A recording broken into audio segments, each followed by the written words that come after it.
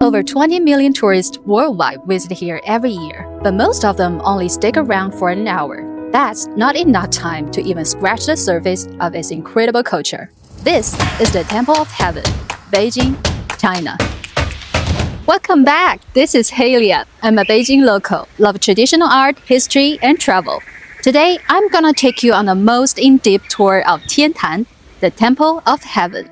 Last time, we explored the Hall of Abstinence, Zhaigong, and the circular mount altar, Yuanqiu. Now, we are diving into the heart of the temple, the Hall of Prayer for Good Harvest, Qiniandian, in the center and east area, and the Imperial Garden, Longevity Pavilion, in the northwest area.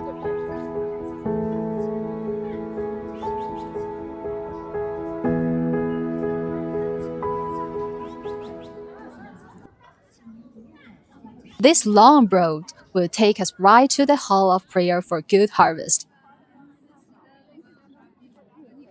Just like before, there are 3 doors.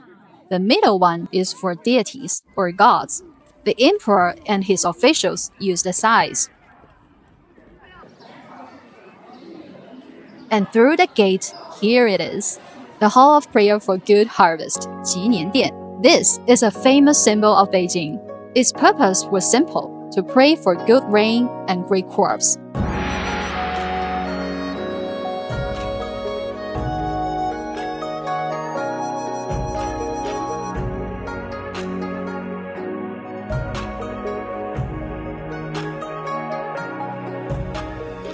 You might wonder why it is round while other ancient Chinese buildings are square. This comes from the ancient Chinese cosmological view that heaven or the upper world is round and the earth is square. So naturally, the most important buildings for worshipping heaven or Tian had to be circular.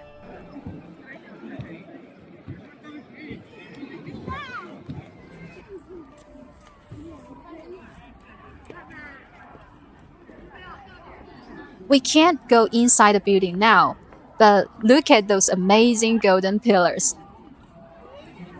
There are 28 of them, and they hold up the whole building. Let me tell you a culture code here. Chinese astronomers divided the stars near the ecliptics into 28 constellations, or mansions. It's kind of like the Western zodiac. Astrologers use these 28 mansions to predict the future. If you want to hear more about the mystic story about Chinese astrology, just let me know in the comments.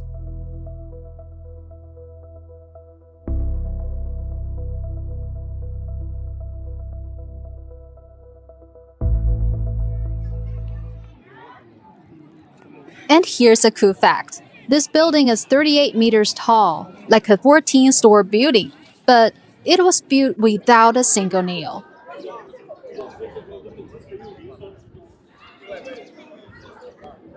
It uses a special technique called mortise and tenon. Think of it like ancient Legos.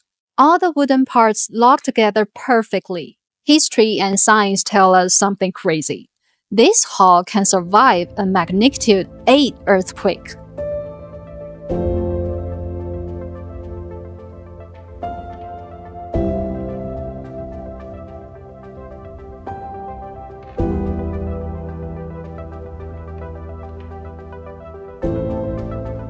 The ancient builders are genius, right? Down from the hall, you will see smaller buildings on the east and west. There are now museums about the temple's history and artifacts.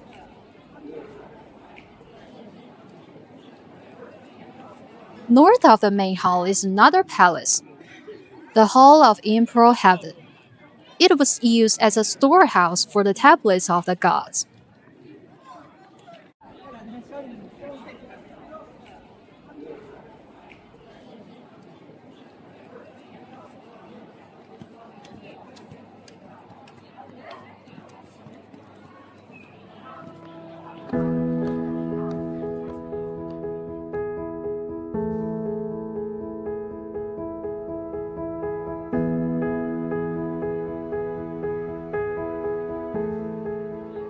See that small steel gate nearby? Here's a story. The Qianlong Emperor of Qing Dynasty lived to be very old, you know? When he was 70, he was too tired to walk this long way for ceremonies. So he had his shortcut gate built. He proudly called it the 70-year-old's gate. He said any future emperor who lived to 70 could use it too. Well, actually, none of his descendants lived to be 70. So he was the first and the only emperor to use this cheating gate. Then it was sealed forever. Now let's go to the southeast area.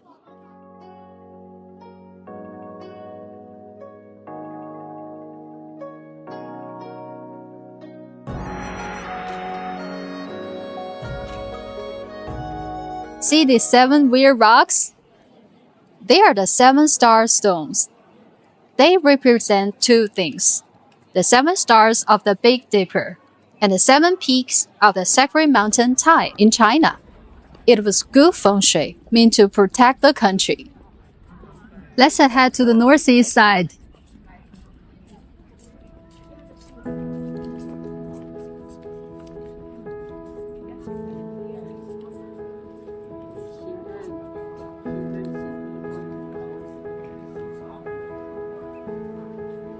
This area is the Abattoir Pavilion, where the sacrificial animals like cattle and sheep were prepared.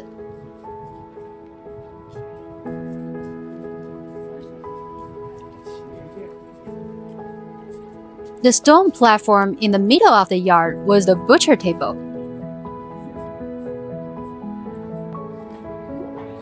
The hole underneath was for the blood.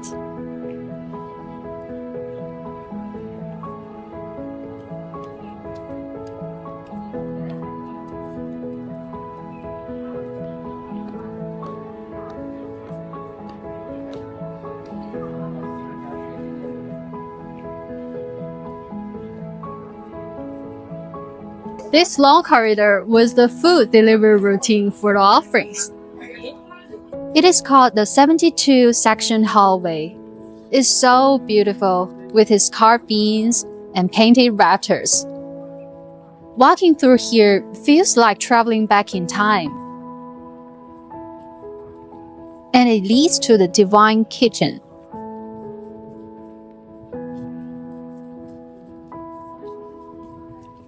This is where they cook the special food for the deities.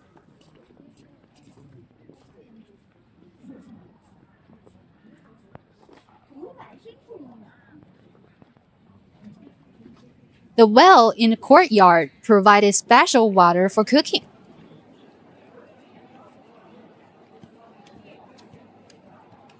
The food was made in the side kitchens. Then it was put on beautiful china plates, inspected by the emperor himself, and finally offered to the deities.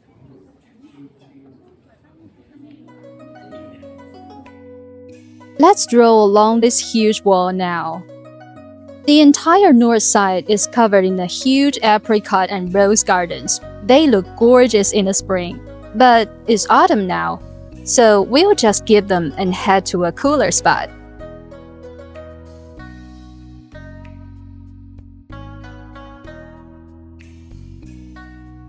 Just through this tunnel, and we are there. Up on the hill is the Fan Fist Pavilion. It really looks like my fan.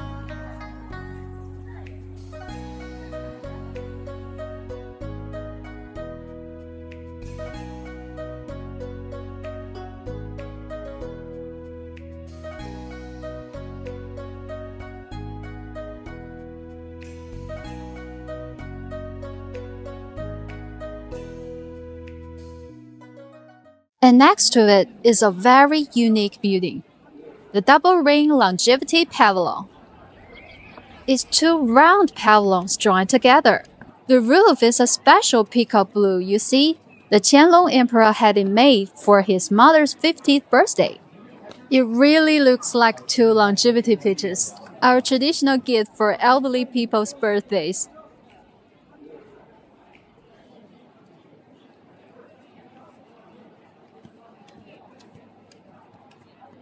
There is also a double squared pavilion nearby. This one is super rare. It might be the only one like it left in China or even the world. This whole area with its Chinese-style gardens is perfect for taking photos. Every step is a new photo opportunity.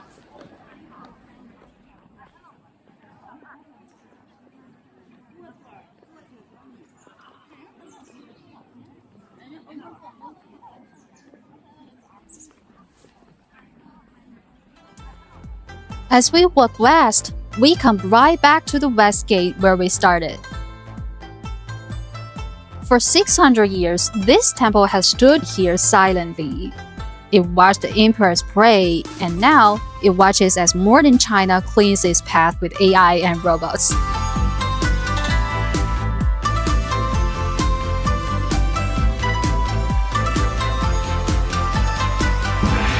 And that's our complete tour of Tiantan, the Temple of Heaven.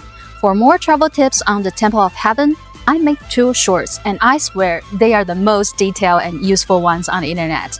Check them in the video description area. Please like, share, and subscribe. I'm a new YouTuber. Your support is my greatest motivation. And just ask me anything in the comments. I love to help and be your Chinese local friend. Next, I'll take you guys on in-depth tours of places like the Summer Palace, the Great Wall, and the Forbidden City. So, see you next time!